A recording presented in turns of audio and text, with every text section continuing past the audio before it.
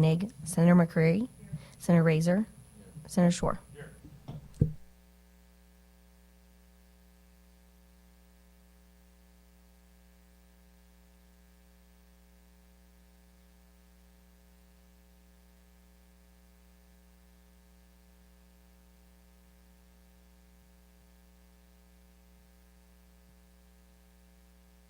We've got one House Bill to hear this morning.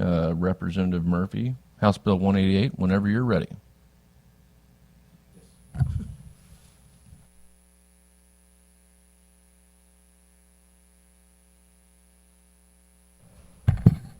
Thank you, Mr. Chairman. I'm Representative Jim Murphy. I'm from District 94 in South St. Louis County. I'm here today to present House Bill 188. 188 is an act to take care of a situation we have in Missouri for immigrants that have been led across our border and are here, and now we don't know what to do with them. This last summer, the chairman held hearings about our immigration problems, and a lot of things came out of that, and two issues became very clear. The state of Missouri was unprepared for the influx of immigrants across our border. In the past, whenever they showed up, ICE would handle them. They would round them up and deport them. But we are in a new realm today because they're not here actually illegally. They've been allowed to come across our border.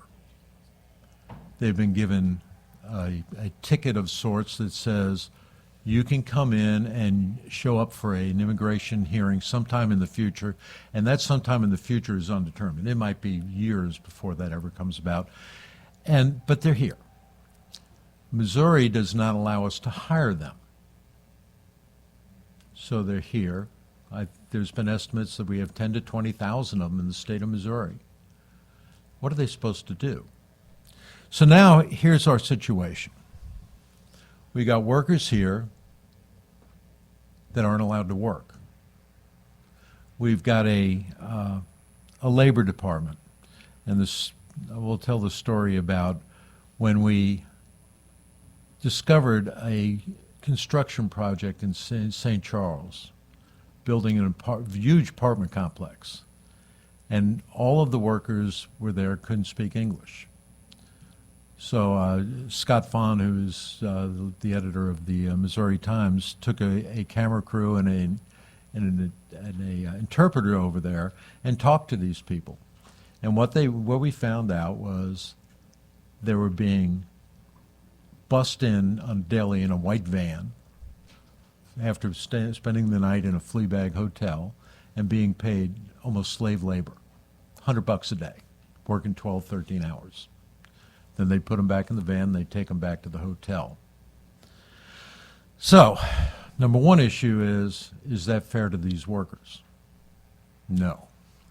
But the second issue, which is even more important, is that we've got contractors that are taking advantage of them, and now they've got a competitive advantage over companies that are hiring American workers. So when a bid comes up, if Company A is hiring American workers and paying American wages, and Company B is hiring people under the table, who's going to win the bid? So we're costing Americans jobs. The unions say to me that they need workers, and they'd be willing to hire workers as long as they're here legally. We went to the Labor Department and said, what can we do about this? And we found out that our Labor Department really isn't a labor department. They're a workers' comp department. They're an unemployment department. But they have no teeth. They have no way of enforcing labor laws, so to speak. That's up to the Attorney General. The Attorney General doesn't enforce them because our current law is so weak because we've never had to have a strong labor law. So, it was a misdemeanor, and the Attorney General is certainly not going to prosecute any company for hiring illegals under the table for a misdemeanor. They just don't have the staff for that. So we had to look and find a solution. How can we bring these workers into a status where they could be employed? Because that's really what we're asking. We're not asking that they become citizens. We're not asking for any of those things. But I think if they're going to be here, we can at least let them work, because we need workers, and because they're being treated badly, and because they're costing American jobs. So I crafted this bill, and it really does a couple of things. It says that if you've come to this country and you've been allowed across the border with an undetermined immigration status, you can register with the Department of Labor, and we will keep a database, and that will give you eligibility for employment. And all we ask of employers is to do two things. One, when you make a new hire, you verify that they are a citizen. If not, I mean, if they just come and say, look, I'm here illegal, you don't really have to do anything but register them. But otherwise, just ask for, and I have an amendment to the bill that I've cleared with the chairman that would just simply say, if a new employee comes in with a birth certificate, a passport, a real ID, anything that says I'm an American citizen, you don't really have to do anything else. If they have none of those things and they deny they're here illegally, then you would go through the E-Verify system. That's kind of the last resort of what you would have to do. But, you know, it's just a simple verification that they're truly, citizens, and then you can hire them without any further. But if they're not, and they just say, I'm here as a guest worker or whatever, however you want to classify them, you register them with the Department of Labor. A lot of people said, oh, but now they're not going to want to be on a database. Well, they're on a database the day they're brought into the country. That's one thing the Border Control does, is they put them into a database, and that's how E-Verify would work. It would say they are here when we let them in. So that's really a false argument. So this is a very simple bill. It says if you work, if you come into this country and you've been led across the border, you can register with us. We will let you work. The second part of it, though, is the part where what do we do about these companies that still want to pay people under the table? Because that's a real problem for our economy. First of all, they're not paying any taxes into our system, and they're not being treated well. They're being treated as basically slave labor. So this bill strengthens the law that would require that if they get caught, they would lose their business license for 120 days. And if they continue it, they can be charged with a D-felony. Because we have to take this serious. We can't let these companies continue to hire people and abuse them under the table. So that's the outline of the bill. With that, I'll be glad to take any questions. Thank you for bringing this legislation forward. Are there any questions for the bill sponsor? Senator McCreary. Good morning. Good morning. So one of my questions, so my understanding is that when immigrants are coming across, that they already have work authorization. And so I'm trying to understand why, I feel like this might be. They don't under Missouri law. So they do under federal law, but not Missouri law? Because qualified immigrant workers already have work authorization. So I'm trying to understand how this. Qualified immigrant workers already have work authorization. And so you're saying that that's just at the federal level, not at the state level? It's not at state. Our state law does not allow them. And I don't believe that's true that they have authorization to work. Well, this is coming from somebody that's an attorney that works with immigrants, so I trust that opinion. Our attorney general doesn't believe that's the case, but it's lawyers have different opinions. So this clarifies it, though. Okay, and then do you have any concern about creating another government list? So you imply that folks are already on a list. They're already on the federal government list. Okay, so you But don't. this way, we're authorizing them within our state. So there would be some systems would be talking between a state list and a federal list to figure out if people were allowed to work. Is that how you see that happening? Well, it's like guest workers that come to our state are put on that same list.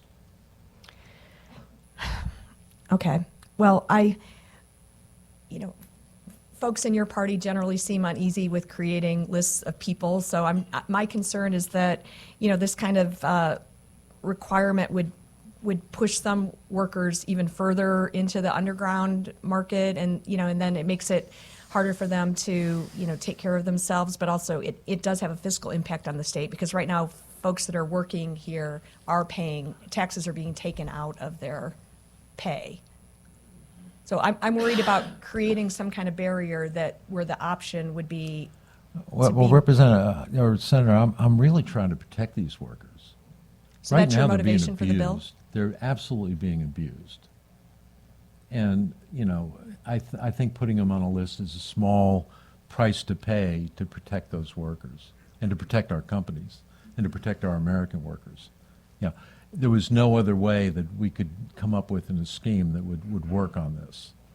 So, there's pluses and minuses and everything, but I think the pluses in this are tremendous. Okay. So just to clarify then, your purpose of this bill is to protect workers. Protect workers, American workers, and the immigrants coming over. Okay, very good, thank you.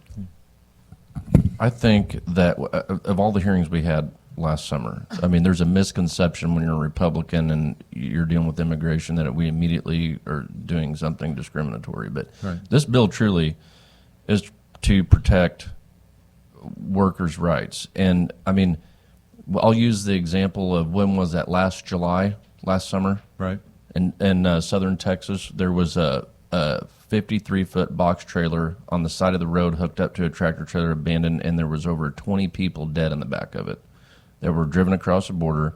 They got pulled over. The driver jumps out, runs off, and they all suffocated and died in it. That's the kind of thing that we're trying to avoid here in this state. But we've got some contractors in this state, in our urban areas especially, that are literally using these people like indentured servants. Mm-hmm. And it's documented, and our Department of Labor and Attorney General's office is doing absolutely nothing about it. Nothing. That you can't get them to do anything. If you want to hear a executive branch department, run rabbits, just start having this conversation with them, because they absolutely will not do anything about it. Exactly. No. We went to the Labor Department and talked to them about it, and they said, "Well, we'll look into it." And I said, "Well, They passed the buck to somebody else. will you Well, get it's back not to our me?" problem. And they said, "No." Yeah. We can't Any tell questions you for the what bill we do. sponsor? Senator Razor. Thank you, Representative. I want to start, I agree with Senator McCrary that there is kind of possibly a hesitation of people wanting to be on a list. I agree with that. I know I have a large immigrant population in my district of day laborers and their families, and they're hesitant to even call my office to let any government official Right. know that they're here. So that's going to be a hurdle. Having said that, I know where these people go to congregate in the morning to try to see who needs jobs, and they get picked up and taken to whatever job site and dropped back off and paid I don't know what. But I think It's not quite a very good life. it's not a good life. Yeah. I think it's important to remember that these are people that are trying to give their families a better life, and they're Well, trying Senator, to do it I would here. say there's probably 21 million of them in the country. Do you think they're going home? No, So don't you think we should give them a way to make a living? I do. And don't you think if you lived in a impoverished country and you're trying to take care of your family and maybe I- your extended family, and you Yeah, live I'm not next- trying to debate whether Yeah, or not they I'm should not be debating here, you. but they are here. I'm so, agreeing yeah, with you. I yeah. mean, if I lived next to a first world country, I would probably come here and try to make a better life for myself and my family too. So Right. We'll let the federal government worry about who should come across the border or whether or not you close. We can't do anything about that. All we can deal with is what's here. And there's going to be people that are hesitant to to get on the list. And in the bill, it says if we catch them, we're going to give them a second chance before we do anything. You know, Good. if we catch them, we're going to say, look, you have to do this. And then if they don't do it, then there's remedies in the bill that we'll ask ICE to actually do something because then it's a crime. They're actually breaking our law. But we're not here to punish them. We're here to give them a chance to work. We need the workers, first of all. Absolutely. And, I don't think they're going anywhere. So we better handle them while they're here and give them a way to live. Because I don't want them on the panhandling. I don't want them turning to crime. I don't want any of those things. And this was the best way I could find to do it, and I haven't heard of a better idea. Well, I'm going to look into it a little bit more, but from what I've heard today, I appreciate you bringing this forward. Thank you.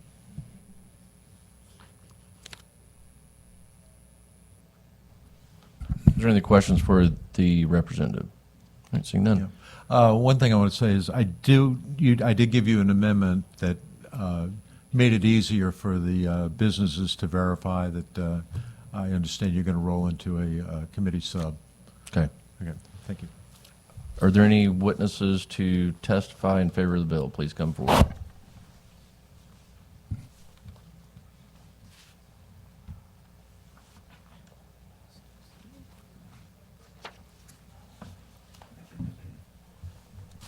Good morning. Mark Dalton, here for the Mid-America Carpenters Regional Council. We appreciate the representative bringing the bill forward. We know in the construction industry, this is cash paid workers, misclassified workers is a huge issue in Missouri and across the country. Dr. Kelsey with UMKC just concluded a study a couple months ago that determined about $44 million in Missouri state income tax is lost and not paid due to misclassification and cash paid workers. The project that the representative was talking about, video was turned into Department of Labor with the workers on site saying they don't fill out any paperwork.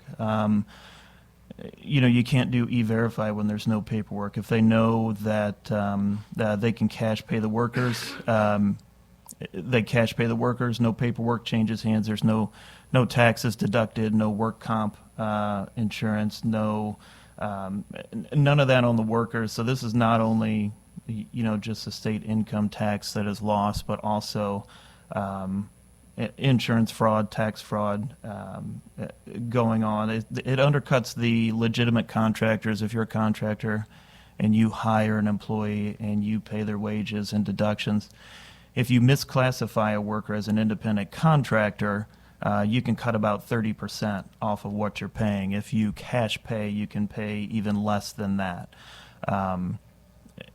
The workers, again, the workers are coming here for a better life. I don't blame them for that at all. The people that are taking advantage of the workers and exploiting them, paying them very low wages and taking advantage of them, deducting housing and transportation costs from what they say they're going to pay them. We see that every day. We need to find an issue with it. We also need the workers. I think everyone here can agree that there's a shortage of workers everywhere. Everybody is hiring. We just need a clear pathway for these workers to do it legally, and the contractors and employers to hire them and be able to hire them as an employee. We've seen during the interim committee after last session that Department of Labor, when they get these complaints, they do not investigate them. The director said that they do not do job site visits. They rely on technology and trust that the contractors are going to give them correct information. So I believe the question was asked to her that, when you guys visit the job sites, the people that start to scatter and don't want to talk to you, isn't that a red flag? And she said, we don't visit the job sites. So this goes on every day. The DOL does nothing about it. We need to find a way to tackle the problem of the contractors that are doing this and undercutting the legitimate local contractors. And we support any way we can do that. So I appreciate your time, and I'll take any questions. Any questions for a witness? Senator McCreary. Thank you. Good morning. I am wondering if there is a safety impact on your workers as well. I mean, construction is inherently dangerous. So if you've got Absolutely. folks, I know your members are highly trained, which is why a lot of people want to use union carpenters. But what is that interplay like when there are folks that are, that have never worn safety harnesses before and that kind of thing? Yeah, so the OSHA violations are kind of crazy. So the project that was referenced earlier in St. Charles, that apartment project, the workers that were there getting cash paid were working on a Sunday. On Monday, the bricklayers came in and they had a metal scaffold frame that was bent in half, and there was blood on the ground, and the bricklayers were like, hey, what's going on? Come to find out from a business owner across the street, one of the workers fell from a platform 4 stories in the air, hit that scaffold, hard enough to bend it in half. There were photos that were turned in and published. When we sent out a Hispanic rep to figure out and talk to the workers, that's how we found out it was somebody unloading drywall taping materials. They fell off the platform. The superintendent on the project, all he told us was that the worker was taken down to Arkansas and he's recuperating. There was no. We reached out to the ambulance department, police. There was nobody taken in. So we see time and time again these workers, they'll be taken and just dumped somewhere. And hopefully, at best case scenario, they dump them at a hospital and just leave them at the door and they are treated. But worst case scenario, they just take them somewhere off property and leave them. So we see that time and time again. That same contractor that did that project did a project in St. Louis County in Chesterfield just several years prior, and they had multiple OSHA violations. So safety is a big concern on these projects as well. Okay, thank you. Any other questions for the witness? Thank Thank you you for your testimony. Any other witnesses testifying in favor of the bill? Any witnesses to testify in opposition?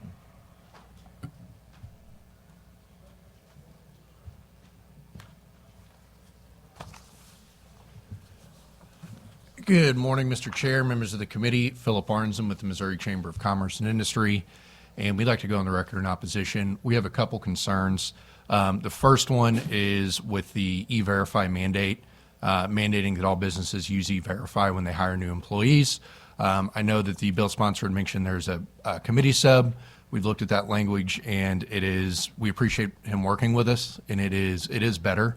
But we still have concerns that it would put new requirements on small businesses, businesses of all sizes. But our large businesses, they already do a lot of that compliance. It's not a big deal for them. Small businesses where they don't have a much administrative staff, it might only be 1 or 2 people that work there. That will create a burden. The other concern we have is on the database. It says they shall use the database for making sure they are legally immigrated here. That is another mandate that they'll have to go through. Businesses that are already following the law, they're going to have to go and use another government database, one that currently doesn't exist. So they're going to have to learn a new system, learn how to navigate that. And then additionally, from the worker standpoint, as mentioned by some of the committee members, there might be some workers that are hesitant to put their name in a government database. When you're looking at everything from, you might have a construction worker or all the way up to physicians, CEOs, corporate executives. There are a lot of folks from out of the country that come and work legally in Missouri, and they might be hesitant to put their name in a government database. Thank you, Philip. Are there any questions for the witness? Seeing none. Any other witnesses testify in opposition?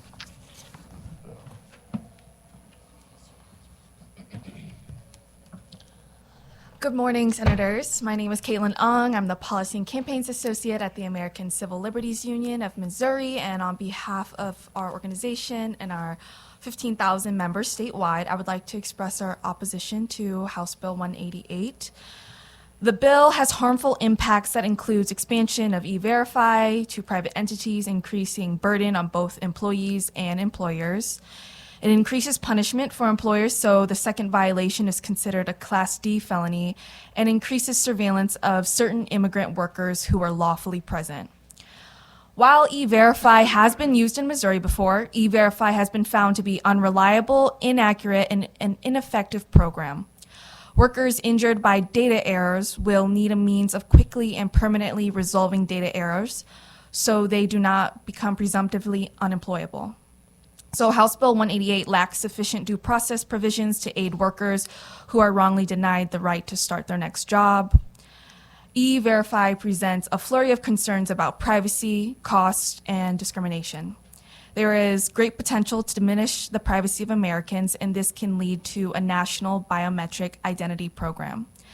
In Missouri, private sectors use biometrics largely unrestricted. So Missouri hasn't even enacted the Biometrics Information Privacy Act. Biometric data collection and sales are a huge part of the modern digital economy. So if biometrics end up in the wrong hands, a person's most sensitive information is at stake, with no one to be held accountable. So E-Verify opens the doors to serious concerns with identity fraud and potential abuses. We urge you to vote no on House Bill 188 to protect privacy and due process in Missouri. Thank So you. let me get this straight. Okay. You are against punishing employers that hire illegal labor, because that's what you just said. So you think it's okay for me? I have 7 different businesses. You think it's okay for me to hire illegal labor? No, sorry, let me clarify. I meant that the potential impacts of this bill, or it is the impact of this bill To for punish employers for hiring illegal labor is what you said. for not complying with the E-Verify system. And if something messes up with the status and they don't use it anymore. Any other questions for the witness? Yeah, happy to answer any questions. Seeing none. Is there any other witnesses testifying in opposition?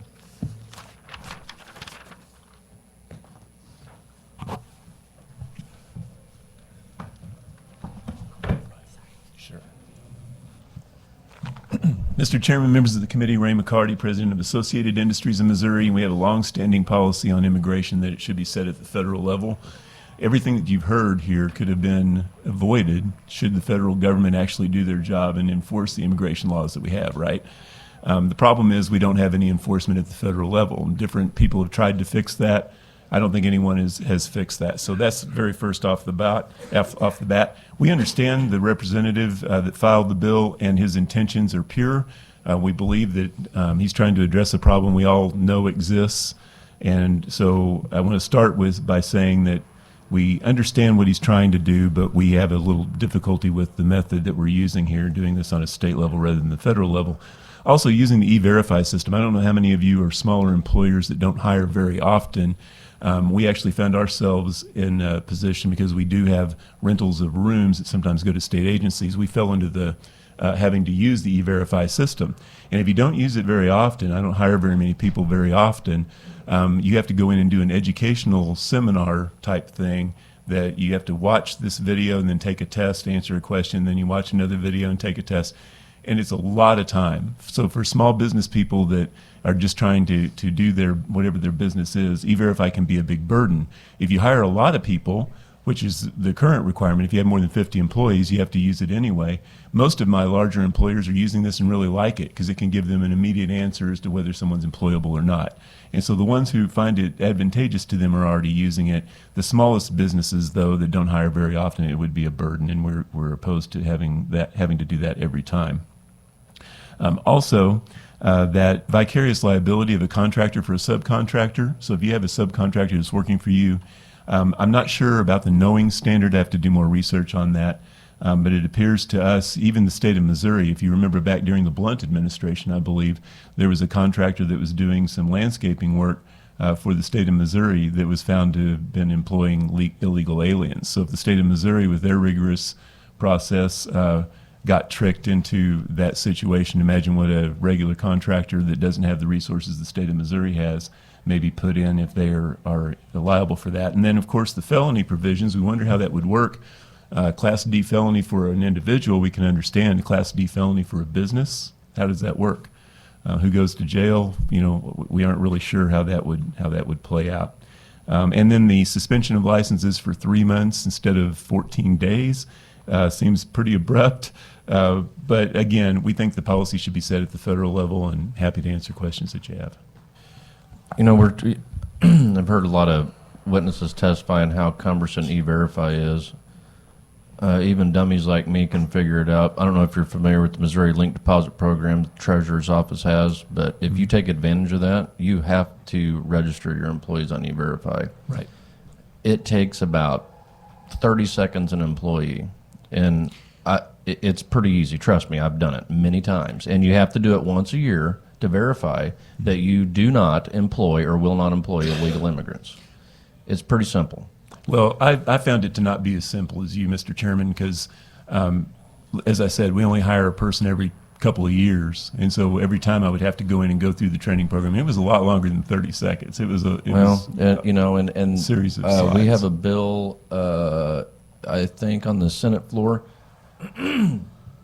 Actually, it's in one of my bills that we tried to perfect last night that come back to us. Senator Crawford is raising the cap on the Missouri Link Deposit Program. And our treasurer, which is immigrated to this country at 20 years old, is pushing that program big time. So, you know, just putting that out there. It's not that bad. Any questions for the witness? None. Thank you. Any other questions? Testify in opposition.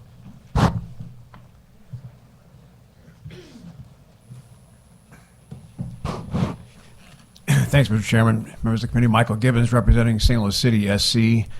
We have just a very limited concern about the bill, not the broader depth of it that you've been discussing. There was an amendment added in the House, and it's in the bill, it's section 290.045, that is very limiting to people in the 16 to 18 years of age and working after 10 p.m. And I think it's to deal with a particular circumstance that the representative that offered it was trying to address.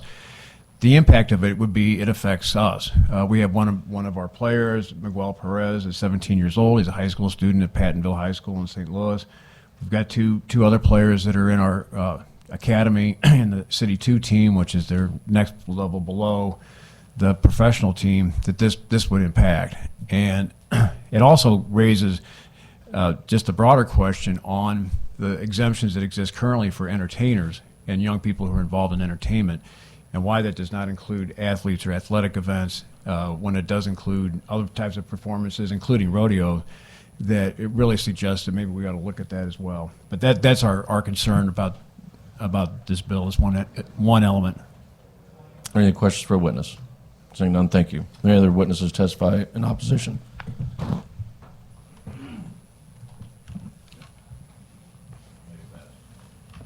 Oh, I'm fast. Just say you're in opposition and we move on. Okay. Brad Jones with the NFIB. Mr. Chairman, the only thing I worry about is, according to Employment Security, there are about 129,000 businesses that have less than 5 employees. And when it comes to E-Verify, I know you said it was easy, but those are the folks that, well, they're our members. So they're the folks that I worry about the most as far as adding something new that they have to do. So that's it. I'm done. Thank you for your testimony. Are there any other witnesses testify in opposition to? Mr. Chairman, very briefly, David Overfelt, Missouri Retailers Association, Missouri Grocers Association, and Missouri Tire Industry Association. My concern are the rural businesses that do not even have high-speed or broadband, that have to use dial-up. They're out there. You're looking at this with the truckers right now, letting them use, going back and changing the statute so that they can use the mail and fax machines. It happens, and it is a concern of mine that this could be difficult for those type of small businesses in very rural areas. A lot of those are the ones that are hiring illegal labor. Guarantee you. Are there any questions for the witness? Are there any other witnesses testify in opposition? Are there any witnesses testify for informational purposes only? Thank you, Representative. Do you have any final words? Yeah, I'd like to clarify a little bit on the E-Verify. We've softened that language in that amendment so that small businesses, if they get any documentation that says they're legally here, they don't need to go through E-Verify. You know, if they have a real ID, if they have a birth certificate, a passport, any of those documents, or a green card for that matter. So these professionals that are coming over here legally, we don't have to register them. They're already here legally. They've got a document, and that's what that amendment says. So E-Verify for a small business is almost not ever going to happen. So it's a nice argument, but I don't think it holds any water. With that, I thank you for hearing this bill, and I hope you give it consideration. Well, thank you for presenting it. I guess now we're going to do a quick executive session. I make a motion to move into executive session. Do I have a second? I have a second. We're in executive session. I move that House Bill 424 be brought before the committee. Do I have a second? I have a second. All those in favor say aye. Opposed, no. The ayes have it. The bill is before the committee. I move that House Bill 424 be voted out of committee. Do pass. Do I have a second? I have a second. This is Representative Perkins. He presented this House Bill 424 last week. This bill changes the fees charged by the Department of Revenue for fee offices. Is there any discussion? Hearing none, ask to call the roll to vote House Bill 424 out of committee. Do pass. Senator Brown. Aye. Senator Moon. Senator Gannon. Senator Koenig. Senator McCreary. Senator Razor. Senator Schwar. Senator Koenig. Or 3-2.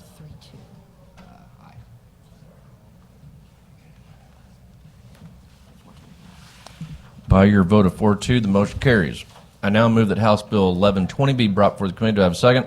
I have a second. All those in favor say aye. All opposed, no. The ayes have it. The bill is before the committee. I move that House Bill 1120 be voted out of committee. Do pass. Do I have a second?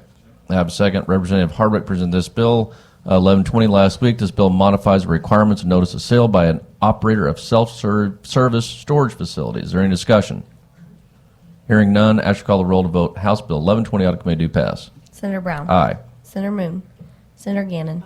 Senator Koenig. Senator McCreary. Senator Razor. Senator Schwar. Senator Koenig. 4-2. By your vote of 4-2, the motion carries. I now make a motion to move out of executive session. Do I have and resume our regular hearing? Do I have a second? I have a second. We are out of executive session with no more business to become before the committee. We are adjourned.